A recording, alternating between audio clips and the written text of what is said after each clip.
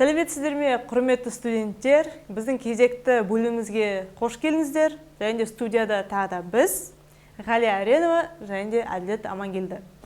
Бүгінгі біздің тақырып ол жасанды интеллект және оның студенттердің өміріне әсері. Жасанды интеллект негізі қазіргі кезде өте көп таралған. Және де жасанды интеллектті ең басында біз бәріміз бір қызықты, бір ғылыми нәрсе ретінде қарастырсақ, мысалы роботтардың қатарына қойып жүрдік ол тақырыпты. Бірақ қазіргі кезде жасанды интеллект негізі біздің күнделікті өміріміздің бір бөлігіне айналып кетті. Біз өзімізде байқамай қаламыз, қалай бір нәрсеге шешім табу үшін біз ChatGPT-ге жүгінетінімізді. Және де студенттер әрине қазіргі уақытта осындай бір жасанды интеллекттің қосымшаларымен белсенді қолданады. Әрине оған біз ешше деп айта алмаймыз. Мұғалімдер де мысалы ешкім ешше айта алмайды. Өйткені мысалы біз заманауи жастар болғандықтан, осы заманның жастары болғандықтан біз әрине жаңа технологиялармен қолданамыз, оларға қызығамыз. Бірақ мысалы қазіргі уақытта біздің бір қынжылдататын бізді бір мәселе, ол деген мысалы қаншалықты жасанды интеллектті күнделікті өмірде күн сайын қолдану қаншалықты дұрыс.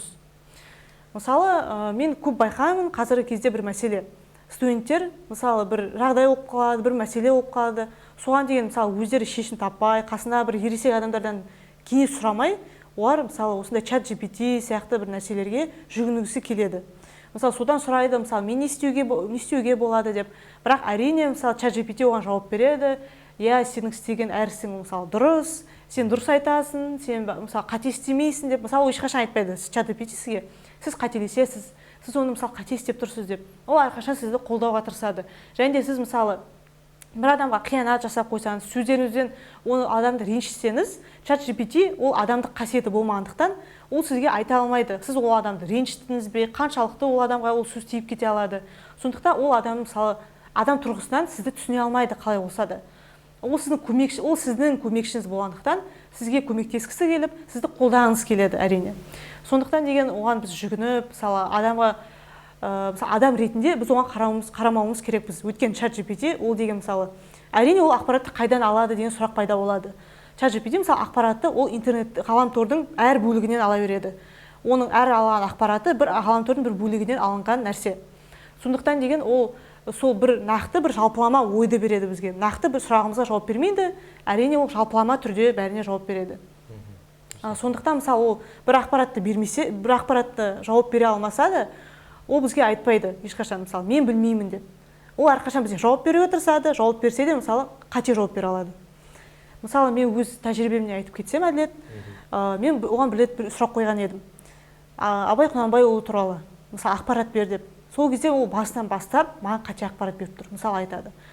Абай Құнанбаев 1845 жылы дүниеге келді. Иә, ол дұрыс, бірақ ол 1990 жылдары қайтыс болды. Әрине, мысалы 1990 жылдары қайтыс болды. Әрине ол үлкен қателік. Және де мысалы кейбір адамдар шынымен де байқамай қалуы мүмкін, немесе сол ақын туралы дұрыс ақпаратты білмеуі мүмкін. Сондықтан осындай көріп қалған кезде ол түсінбей қалады, мысалы. Бұл дұрыс па, ChatGPT маған мысалы қате айтпайды ғой деп, соны жазып қояды. Мысалы сен әдетте қалай ойлайсың сол туралы? Сенде мысалы қандай қызықты оқиғалар болды? Жасанды интеллекттің қазіргі кезде адам өмірінде маңызы зор. Тіпті адамдар оны өз досы ретінде көреді. Таңертең тұра сала, бірден мысалға ChatGPT-мен жаңағыдай әңгіме өрбітеді деп айтуға болады. Бірақ ChatGPT біле жүргеніміз жөн, ол бізде ол тек қана жаңағыдай бір адамның жасаған құралы, яғни қосымшасы. Біз ол арқылы мысалға біз тіпті шыны керек, кейде тіпті оған барлық іштегі болып жатқан жаңағы мәселелерімізді, нелерімізді айтамыз. Бірақ ChatGPT қанша дегенмен жасанды интеллект, оған мысалға бір күні хакерлік шабуыл жасалса, ол сіздегі барлық ақпаратты өзіне мысалға тіпті жариялап жіберу ғажап емес та. Сосын жаңағыдай сен айттың ғой, ChatGPT ол қателеседі. Әрине, ол енді жасанды интеллект болғаннан кейін, ол мысалға сіз туралы нақты ештеңе білмейді. Ол жерде ол тек қана жалпылама жаңа дерек көздерден алады. Яғни ол тұрақты түрде нақты жауап беруге әлі қауқарлы емес. Бірақ біз көріп жүрміз әлеуметтік желіде кейбір адамдар мысалға ота жасап жатқанда ChatGPT айтады. Мен мысалға мына адамның тісін қалай суырам деген секілді да. Немесе мысалға мен кейбір видеоларды көрдім, мысалға онда адам мысалға жаңағы жарақат алып қалады досы. Сонда мысалға ол дәл сол кезде де ChatGPT-ден сұрайды. Қалай мысалға бұны емдеймін деген секілді. Бірақ ол жерде ChatGPT ол жай ғана құрал ғой. Ол негізінде әрине ChatGPT нақты мысалға нелерін айту мүмкін. Жолдарын былай істесең былай болады, былай істесең былай болады. Бірақ ChatGPT-дің бір минусы ол ешқашан жоқ деп айтпайды. Барлығына, яғни я деп жаңағыдай қандай мысалға мақсатты сұрасаң да бәріне я деп жауап беруге тырысады. Тіпті ол қазіргі күнде мысалға жаңағыдай медицинада қолданады, ғылымда, білімде, мысалға біз студент болғаннан кейін тіпті мысалға біз кейде мысалға презентацияның өзін содан аламыз, мысалға мақала жазса да студенттер содан алуы мүмкін. Сосын мысалға өкінішке орай мысалға ChatGPT-ның бір несі ол журналистерге қиындау болды, себебі қазір кез келген адам журналист секілді жаңа ChatGPT-ге айтады, маған мысалға мына тақырыпта осыны жазып бер деген секілді, ал ChatGPT алады да оны күштетіп әдемі қылып жазып береді, ал адам алады да оны жаңағыдай өзінің жаңағыдай мақаласына сала салады. Бірақ енді әрине журналистердің орнын алмастырмау керек, яғни адамның орнын алмастырмау керек жасанды интеллект, себебі ол қауіпті болуы мүмкін.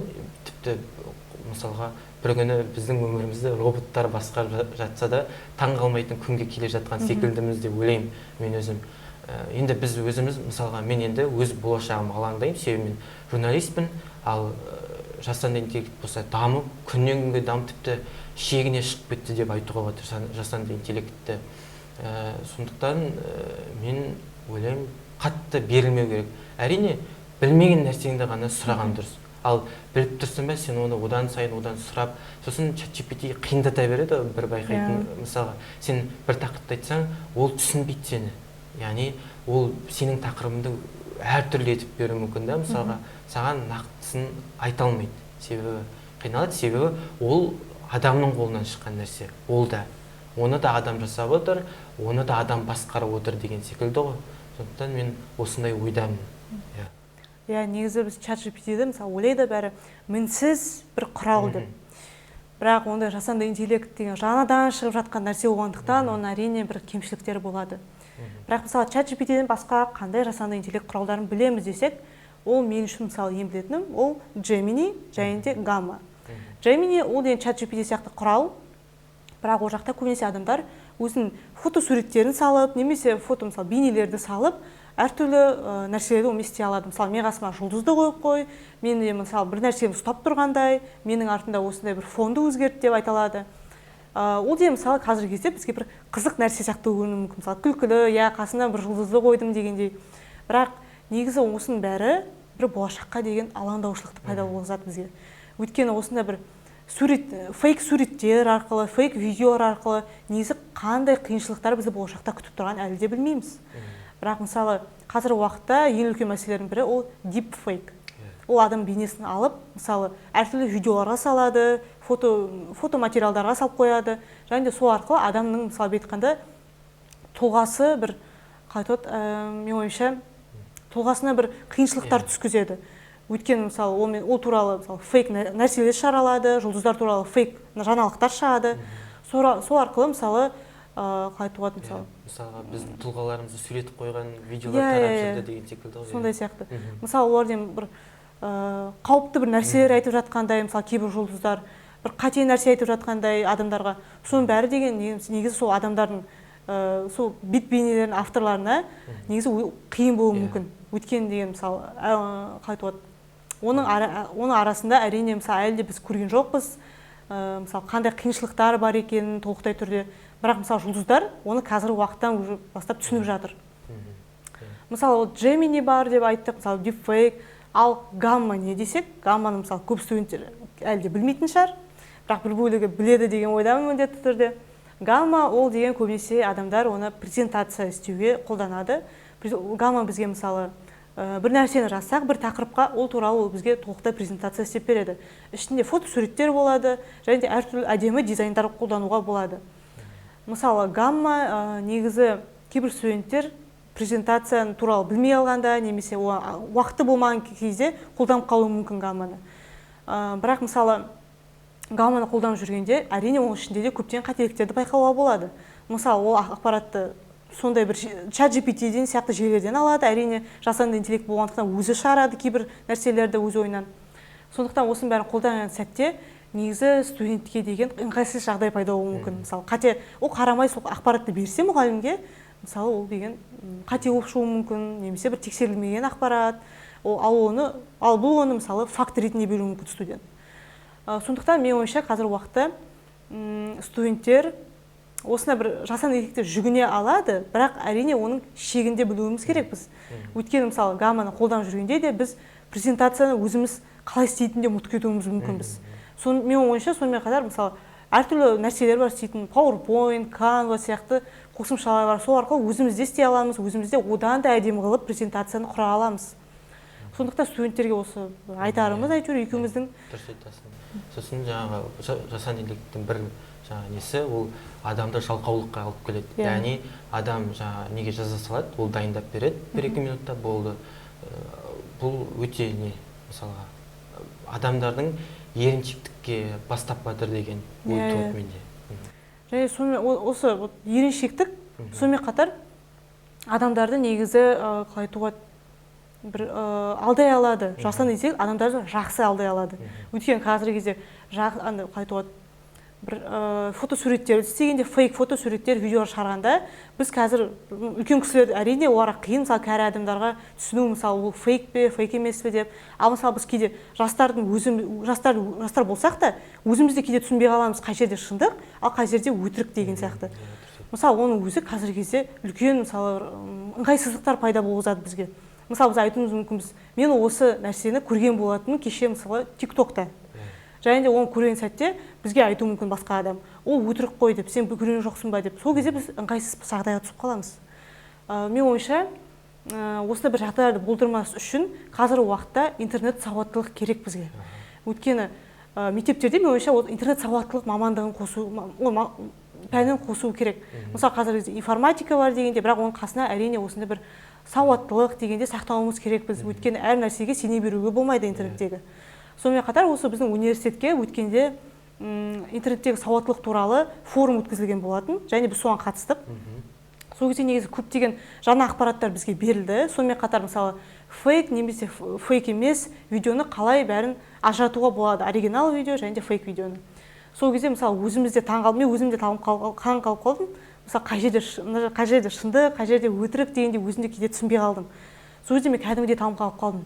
Ал сондай өзгерістер болып жатыр ма деп, біздің болашақ мысалы ойлаймыз ғой, болашақта осындай нәрселер болады, болашақта көліктер ұшады, болашақта роботтар болады деп, бірақ бұл болашақ негізі қазіргі сәтте болып жатыр. Сондықтан мысалы осы студенттер, сіздерге айтарымыз, әрине ол жасанды интеллект қолдануда ешқандай бір қателік жоқ, оны қолдануға болады әрине, бірақ оны қолданған сәтте де біз өзімізге әрине бір ақпарат беруіміз керекпіз. Мысалы айтып, сен деген мысалы ол нәрсені чат GPT-ден сұрамай, сен қасындағы ересек, тәжірибесі бар адамнан сұрай аламыз. Мысалы мен не істеуге болады, досыммен мысалы ренжісіп қалдым, не істеймін деп. Сол адам тұрғысынан айтады. Өйткені ол адамдарда чат GPT-де жоқ бір нәрсе, ол эмпатия. Ол мысалы адамды жақсы түсінеді. Адам жақсы түсінеді. Чат GPT өйтіп бізді түсіне алмайды. Сондықтан мысалы біз гамманы қолдансақ та, әрине біз өзімізді үйретуіміз керекпіз. Мысалы презентация істеуді бәрін өзіміздің қолымызға алуымыз керекпіз қалай болса да. Өйткені негізі адам айтады ғой, мысалы ақпарат бар адам, қолында ақпарат бар адам әлемді билейді деп. Сондықтан біз соны ұмытпауымыз керекпіз. Өте дұрыс айттың. Сосын чат GPT-ді тек қосымша көмек құралы ретінде қарауыңыз керек. Ол сіздің досыңыз немесе бір ата-анаңыз бола алмайды. Ол жай ғана құрал. Ол да бір адамның құрастырып ойлап тапқан нәрсесі. Мен ойымша осындай бір жасанды интеллектке, чат GPT-ге ең жақсы қолданыс, ол күнделікті өмірдегі, мысалы мен TikTokта көрген болатын бір видеоны, американдық әйел адам өз көлігін көрсетіп, чат GPT-ге сол кезде көрсетіп жатқанда оған айтқан болатын, мен не істеймін, осы жерде майды қалай ауыстыруға болады деп көліктің. Мысалы көп адамдар оны білмеуі мүмкін, жаңа көлік алғанда, және де соны көрсетіп арқылы, мысалы чат GPT оған айтқан болатын, осыны істейсің, осылай істейсің деп барлығын нақты түсіндіріп берді. Осындай бір нәрселерде негізі осыны жасанды интеллектке жүгінуге болады деп ойлаймын. Ал былайда негізі оған дос ретінде, мысалы жар ретінде сеніп кету ол үлкен қателік. Мысалы қазіргі кезде де мен өз құпияларымды осылай бір чат GPT-ге айтуға әрине тырысамын. Өйткені сіз айтып кеткендей, осы хакерлер осындай нәрселерге оңай қол жеткізе алады. Ал содан кейін біз деген бұл айтқанда осындай бір қиын жағдайға түсіп қалуымыз мүмкінбіз. Ондайға кім кепіл түспеуіміз мысалы. Ал енді осы тақырыпты аяқтасақ. Енді бүгінгі тақырыбымыз сіздерге қызықты болды деген ойдамыз. Барынша жасанды интеллекттің пайдалы, артықшылық, кемшіліктерін сіздерге жеткізе алдық деген ойдамыз. Осымен бүгінгі подкастымызды аяқтаймыз. Келесі кездескенше аман сау болыңыздар. Сау болыңыздар.